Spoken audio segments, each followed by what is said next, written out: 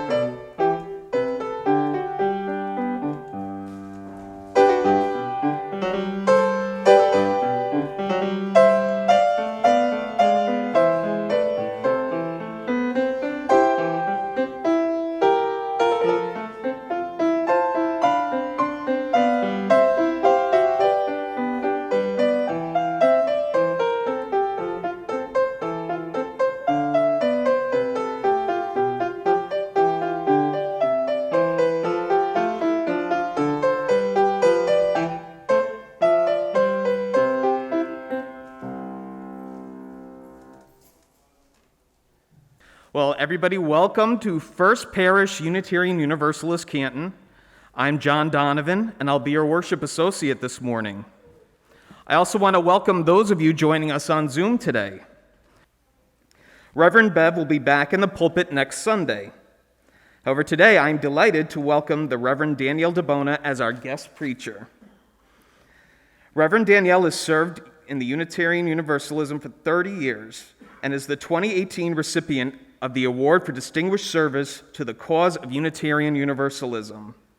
She is the 2004 recipient of the Melvin Hoover Beloved Community Award for Outstanding Service to the Communities of Color in Unitarian Universalism. Danielle identifies as biracial. Her father was born in Italy and came to the United States when he was 7. Her mother was Wampanoag, a tribe that has lived on the South Shore of Massachusetts for thousands of years. In her retirement, Reverend Danielle serves as the Palliative Care chaplain at the South Shore Hospital in Weymouth, Massachusetts. And a fun note, Danielle was also my interim minister at UU Weymouth from 2014 to 2016, and she and I leaned on each other during some sometimes difficult times, but very happy to have her. And now we shall light the chalice.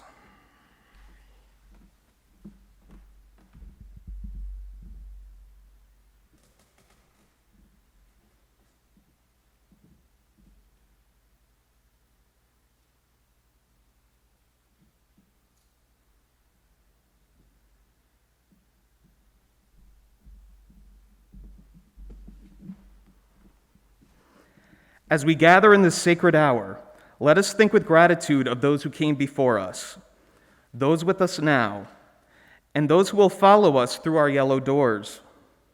There is no congregation without its members.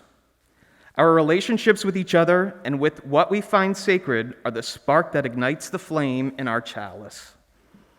Let that flame call us to ever widen the circle, building relationships with compassion, love, and justice at their core. Now please join me in the covenant of our congregation. It's also located in your order of service, beginning with the word. Love is the doctrine of this congregation. The quest for truth is its sacrament, and service is its prayer.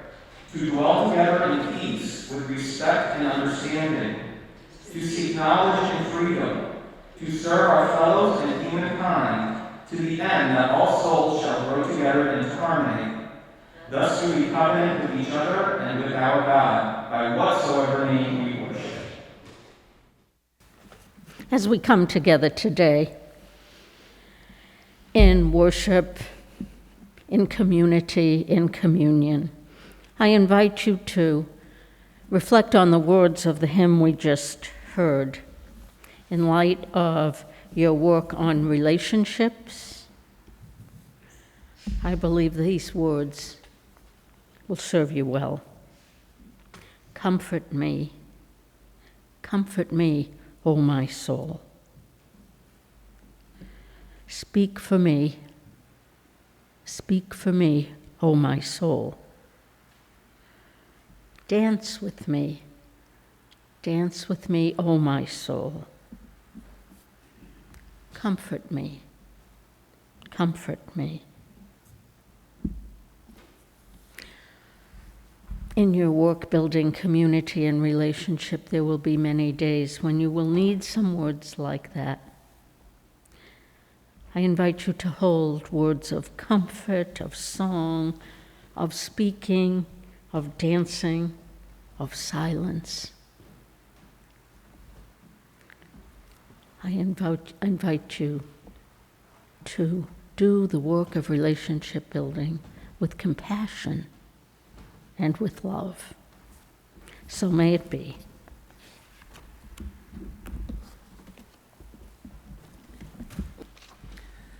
And now our DRE, Cindy Kegler, will join us for the Time for All Ages. So today I'm going to read 2 different poems written by authors of Indigenous descent, with the invitation for all of you to listen deeply to these words. One of the greatest gifts that we can offer other people is our attention. When we get quiet in our heads, when we can open our ears, our hearts to another human being's words and experience, we open ourselves to relationship and connection. So I invite you today to open to that connection. The 2 Indigenous writers I'll read to you from are Joy Harjo, a member of the Muskogee Creek Nation and the first Native American Poet Laureate, and Suzanne Rancourt, a poet of Abenaki Huron descent. As you listen deeply to the words of these 2 poets, notice how the words land in your body. Do you smell with them? What do you see? Does any part of you tingle with a sense of recognition? Allow yourself to get quiet in your mind and let the words of these Indigenous writers land in your soul. All the Tired Horses in the Sun by Joy Harjo.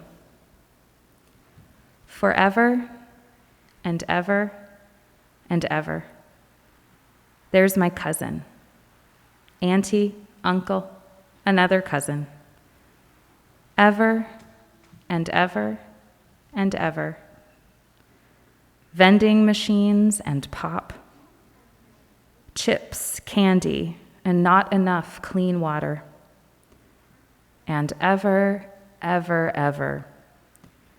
Waiting and tired, tired of waiting.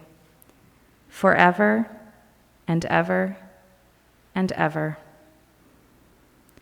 Go water the horses.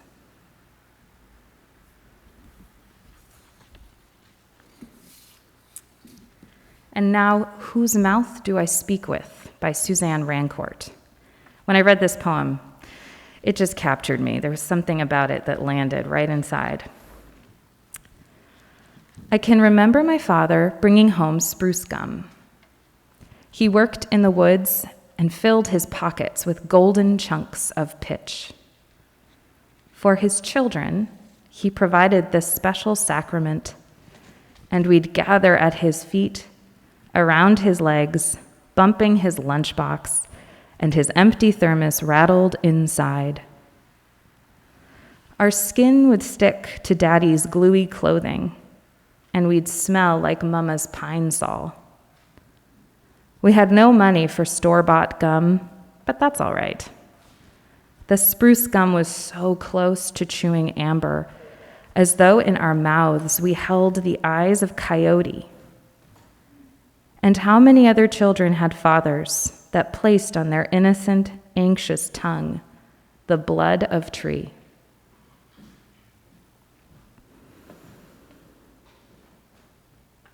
Today, we honor these authors and their Indigenous heritage by lifting up their words. May we seek to understand and learn from their words, from their experience, and from their courage. Thank you. Reverend Danielle will now lead us in prayer and meditation.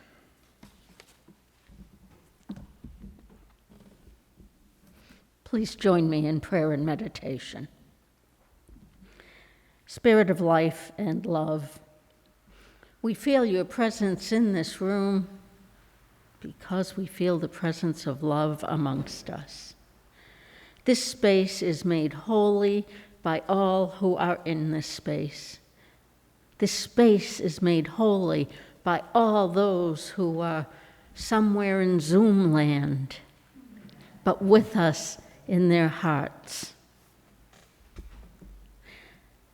Spirit of life and love, we are your people. We are your people, and we come together with the passion of our faith, our community. We ask for the presence of all that is holy to enter this space however you imagine that, and to enter into your hearts however you imagine that, so that you will be blessed, today and all the days to come. Amen.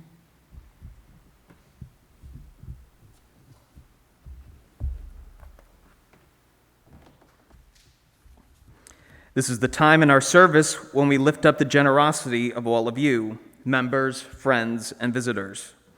We need your pledges and gifts to keep our doors open and our programs vibrant. In addition to our regular offering, we're also accepting donations to the monthly Faith in Action. This month, that offering will go to the Waltham House. The Waltham House is a program for LGBTQ youth. There are Faith in Action offering envelopes in your pews for those of you here in the sanctuary. You may still give electronically through your bank or through PayPal. The link is on our website. If you have checks with you today, they can be left in the boxes at both exits. Please make sure you put in the memo line how you want your contribution to be allocated. Please give as generously to both FPUU Canton and the Faith in Action offering as you can. Thank you.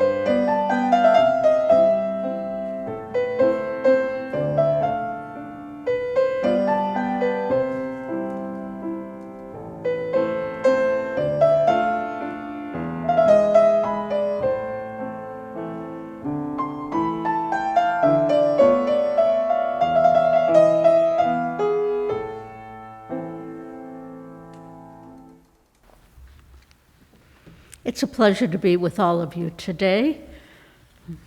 Many years ago, I preached in this pulpit. Diane Tykett was your minister, And I'll bet some of you remember her and none of you remember me, and that's perfectly fine with me. Tomorrow is Indigenous Peoples Day, aka Columbus Day. The reason I asked for Comfort Me is because tomorrow is Indigenous Peoples Day, aka Columbus Day. I and so many of my Native friends and so many Native people need comfort today and tomorrow. Indigenous Peoples Day is a reminder for me of the invasion of our shores by occupiers.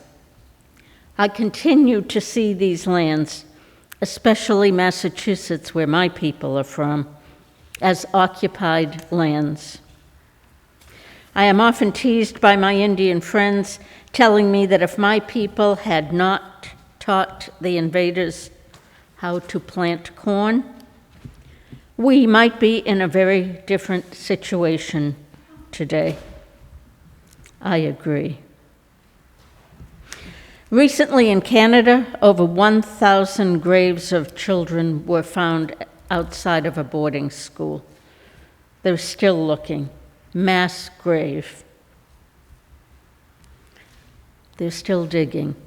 Imagine if your loved ones were thrown into a pit in Blue Hills Cemetery and found one day when they were building a building on that space. We certainly know that those things happened during World War II. For years, Unitarian Universalists claimed innocence in the Indian boarding schools. But we, along with most Christian faiths, have a deep and ugly history in this abomination.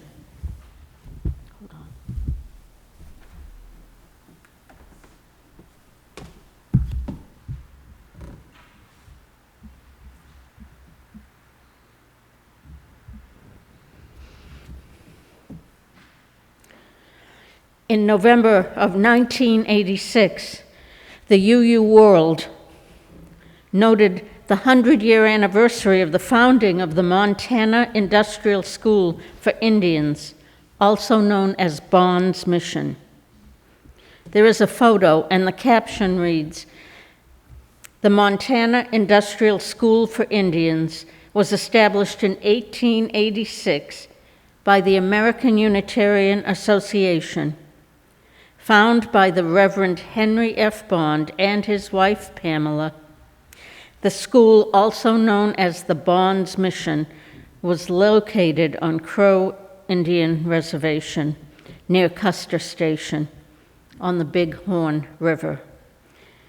50 Indian children at a time lived at the school, which taught farming, mechanics, and the domestic sciences." Think about that, the irony. These children were taken off of their land and taught how to farm and how to sew.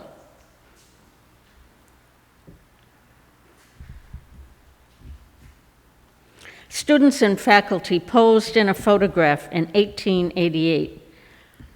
The school was closed The school was closed a decade later, when the federal government withdrew the $108 per student annual subsidy. The buildings were sold to the government for $1.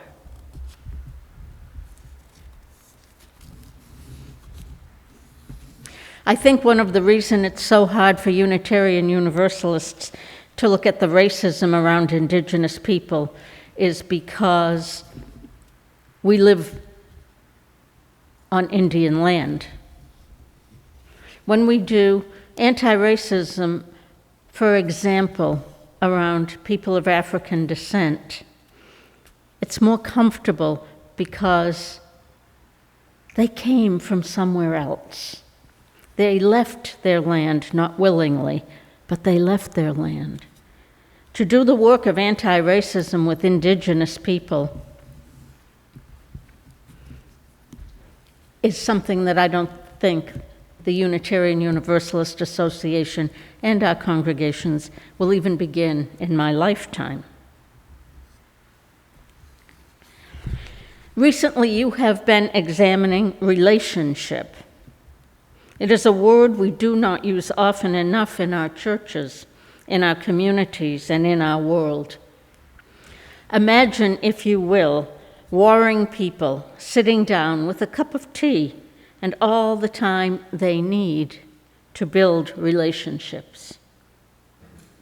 For that matter, considering that my imagining might be absurd or too big to imagine, imagine building relationships with local leaders, the board of supervisors, or your neighbors. How many of you know your neighbors? I'm looking for hands. Okay, I see one going like this. Okay. Okay, how many of you really know your neighbors? Been in their homes? John, don't raise your hand. Yes, a few. I'm impressed. Now imagine building deep, loving relationships in this church. Relationships that are open, honest, and loving. Now let us talk about revival of relationship building. And from that, the ability to cause a revolution of values here in this congregation, in this community of faith.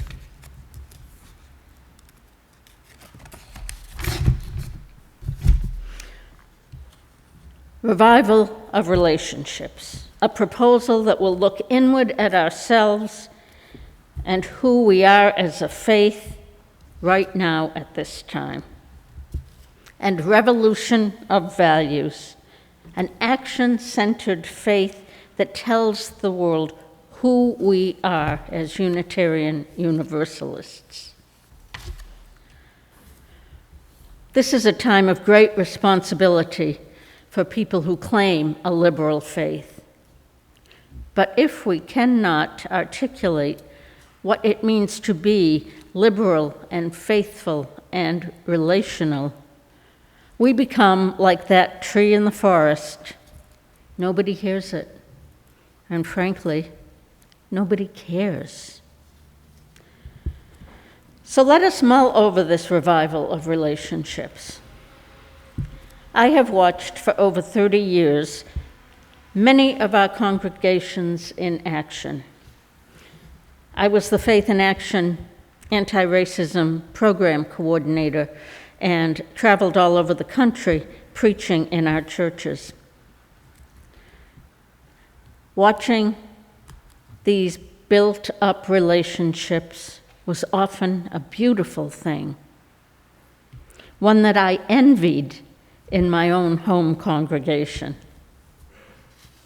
However, it is just as often discouraging and disappointing when we cannot or choose not to dig deeply into our relationships with one another within our congregations. We break the very essence of what it means to be a people of faith. When we are conflict avoidant, yet willing to gossip, we break the fabric of our community.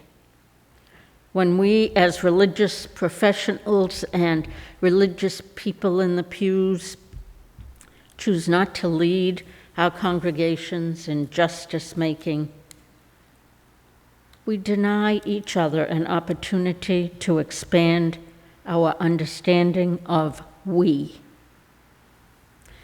Unitarian Universalism is fortunate to have dedicated, committed, loving leaders right in this congregation, throughout our congregations, in our district and national leadership.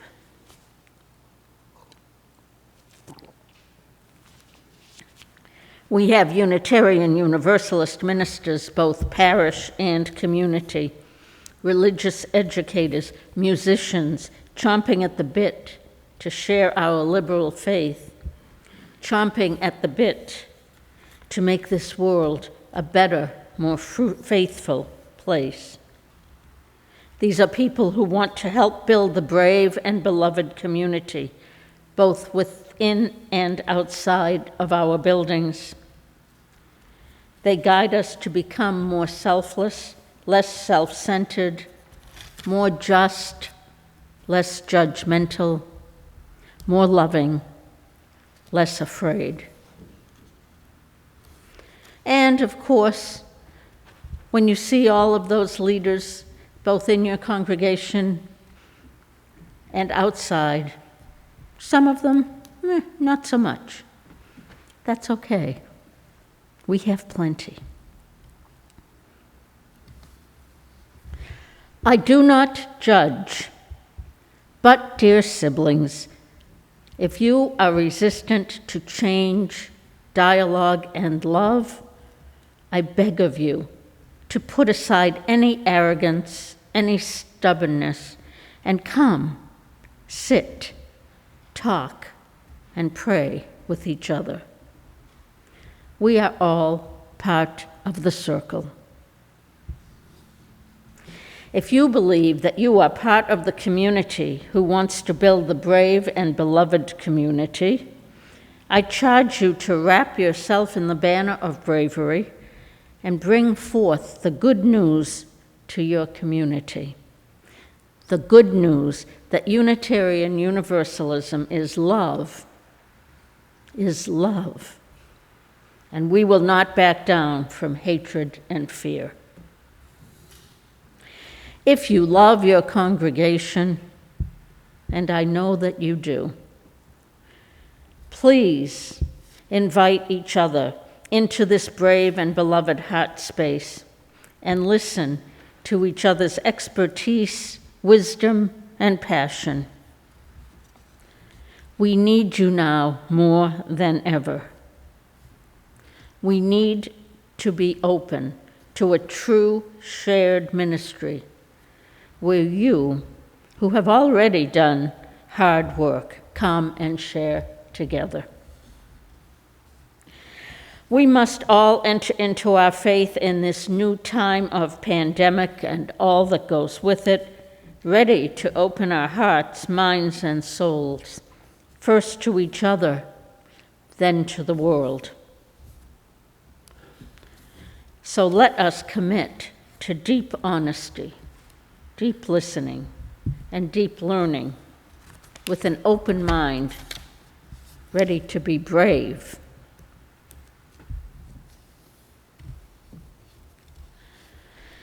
Now that we have gone inward to change our minds and hearts so that we might make a difference in this world, let us look at a revolution of values. For too long, Unitarian Universalists have worshipped at the feet of rugged individualism and reason beyond reason. Many UUs have rejected any sense of the wonder and the need of community and the need of awe. We sit in our pews pre-pandemic. We sit in our pews in the same seats every week, with lots of distance between us and our fellow churchgoers. What is this about? Why is it? Will you change when you can sit together again?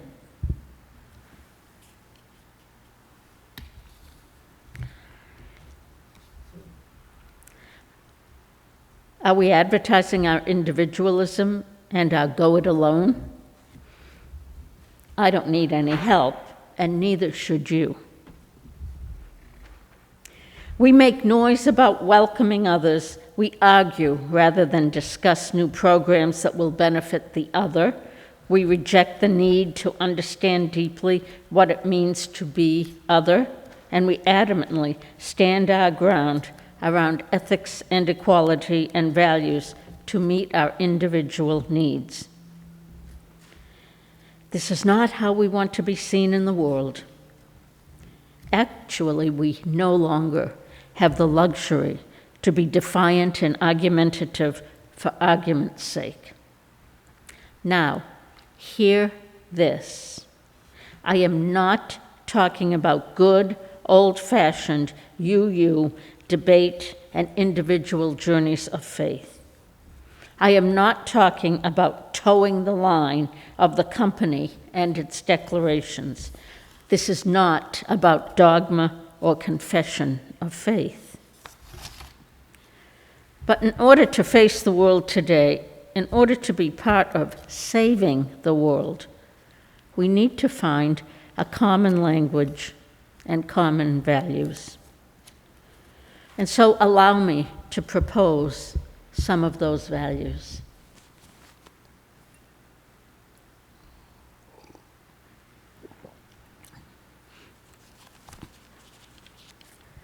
I first propose a value of love beyond love, a willingness to accept all people as they are, a willingness to make deep accommodations to those who are desperately seeking a safe haven.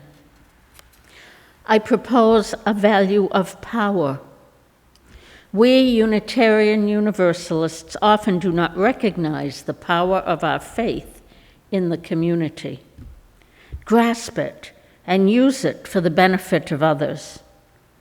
And we must be willing, on the other side of that coin, to give up much of our power. I propose a value of humility. We all know that Unitarian Universalists are highly educated, very smart, very successful. Now, if we value love beyond love, we must strip away our conceit. We must learn that there are so many ways to be educated and smart. We must value those who enter our doors as the beloved humans that they are. We must stop pontificating and listen deeply.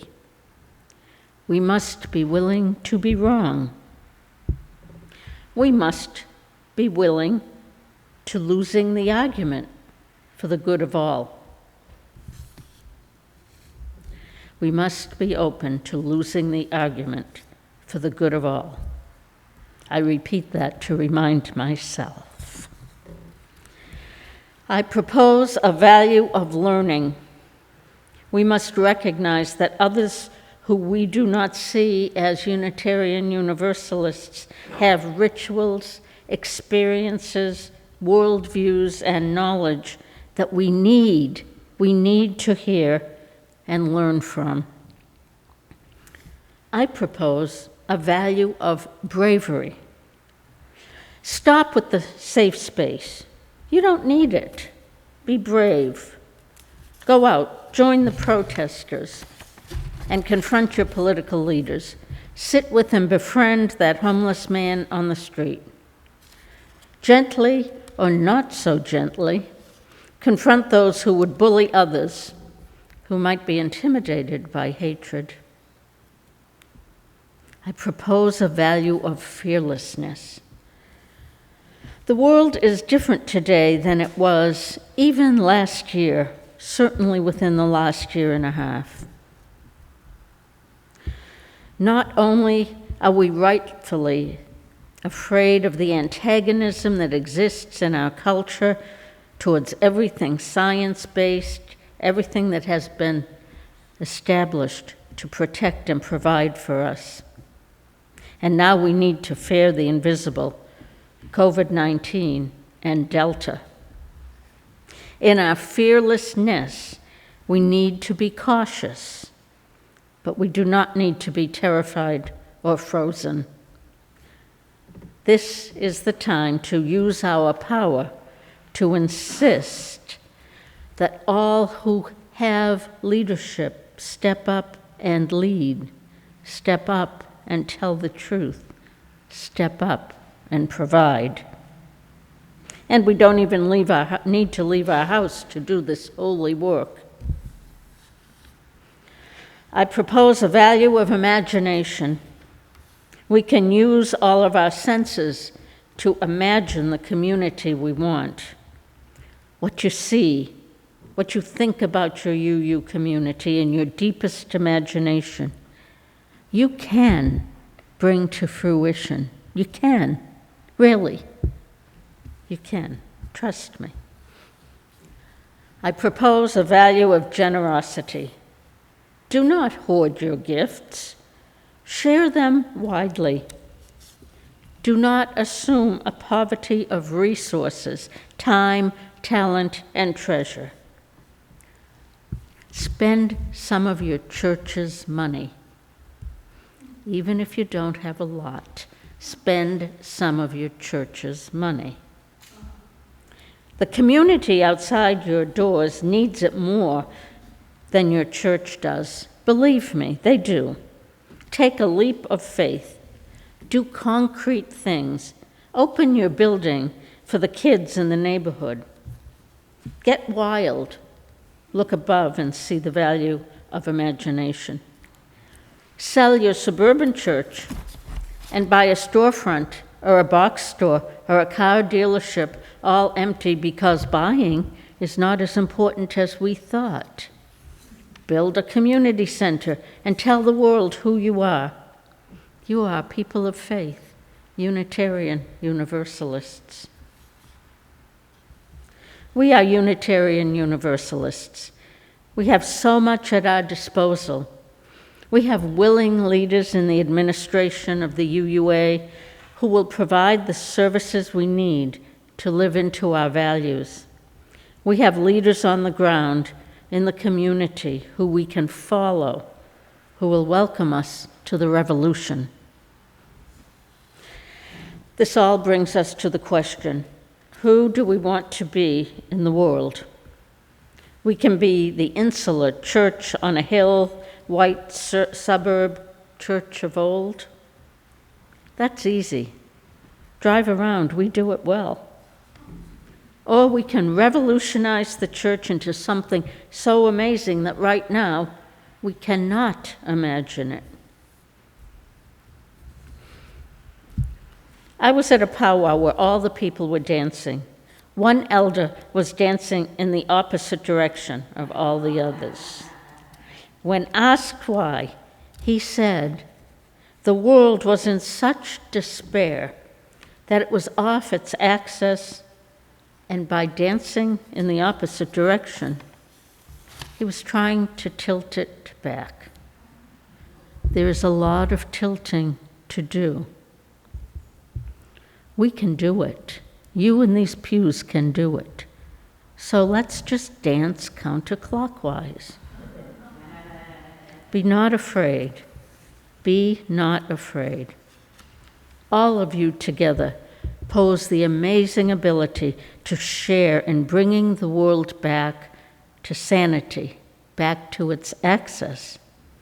You are called by our ancestors, by those in whose arms we rest, by those who paved the way for our bright and beautiful liberal faith. You are called to turn away from pettiness, despair, fear, arrogance, and turn toward love, faith, bravery, generosity, and humility to make this world, our precious world, and the people on it, each one of you, our precious people, whole again. So go and do it. Amen.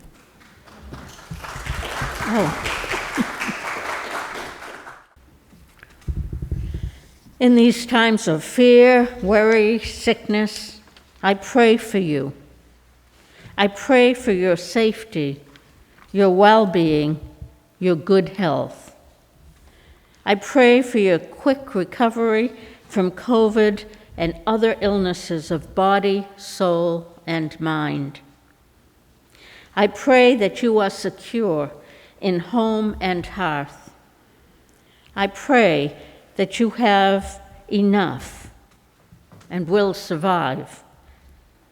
May you be blessed by all that is holy, and may you survive and thrive. May you take on the mantle of faith and bravely go out and change the world. So may it be. Amen. Blessed be.